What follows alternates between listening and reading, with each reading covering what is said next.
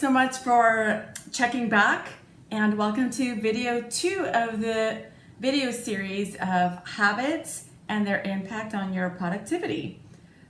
Today's video is how to try to embrace life's ups and downs. I talked about that in the last video.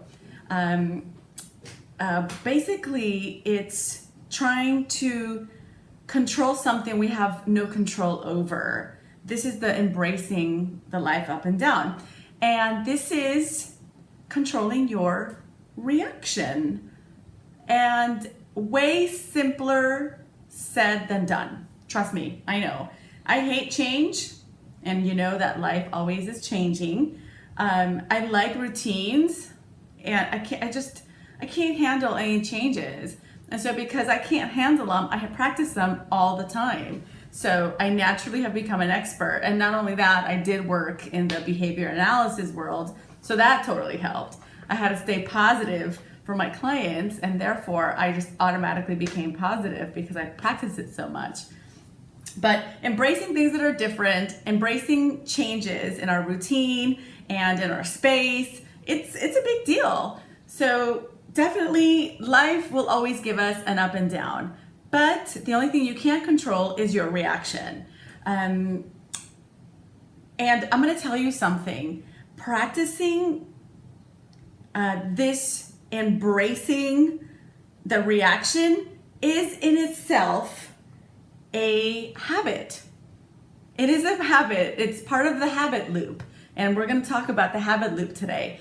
But in order for you to embrace and take in a new thought process each time something doesn't go your way, it's a new habit.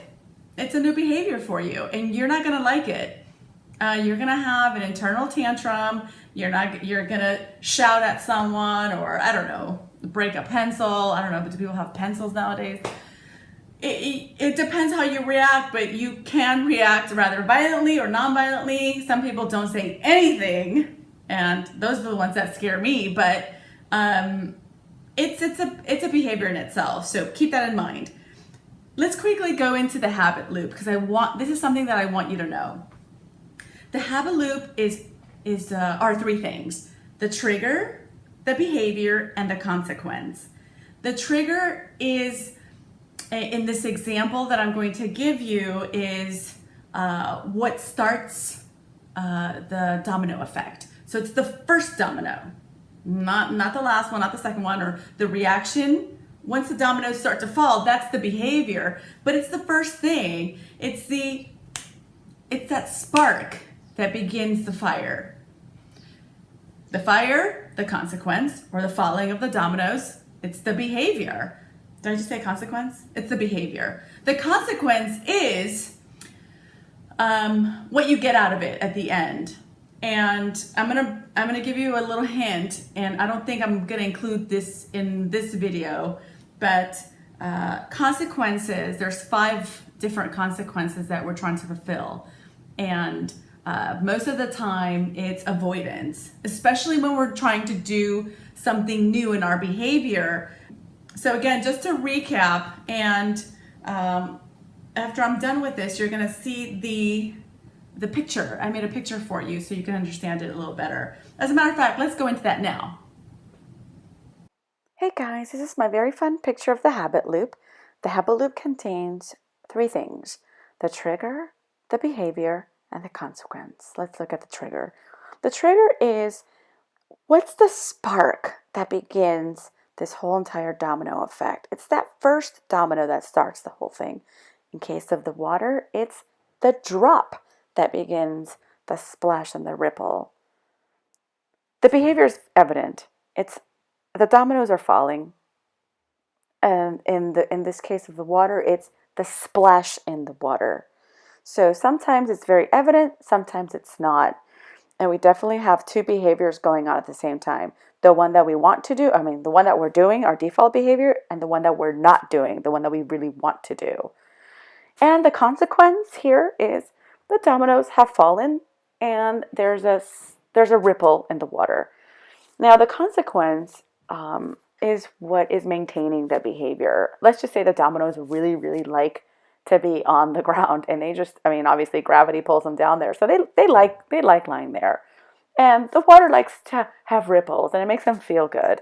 Same thing with you. The moment you're looking on Facebook and not working, it's satisfactory for you. It makes you feel good. It's entertaining.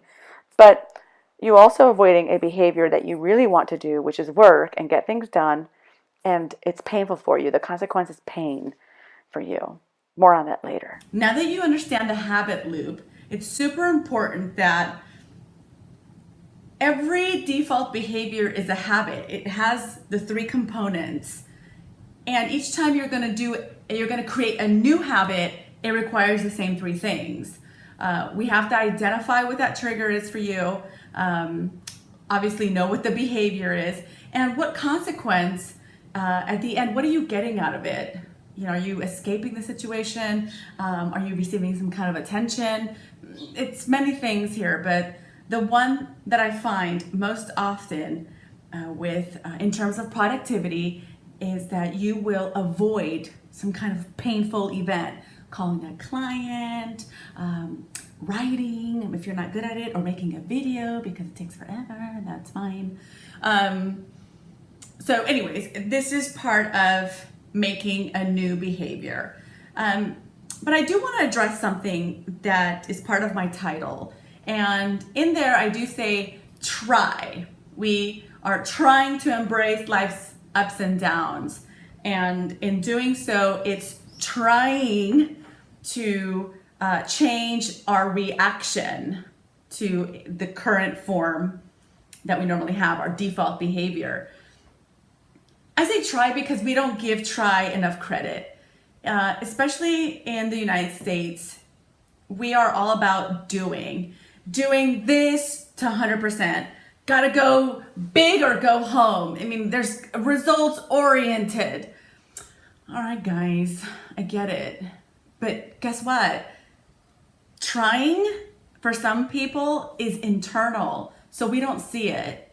So when we ask even ourselves to try, sometimes it's a matter of leaving it up in our heads, you know, letting it stir for a day. That's still trying, and you're still working towards a goal. So you got to give yourself credit, especially if you're a leader, if you're a manager, and you're saying, okay, guys, let's try this new thing, and you want to see action. Some people need to process it for a day in order for them to do it.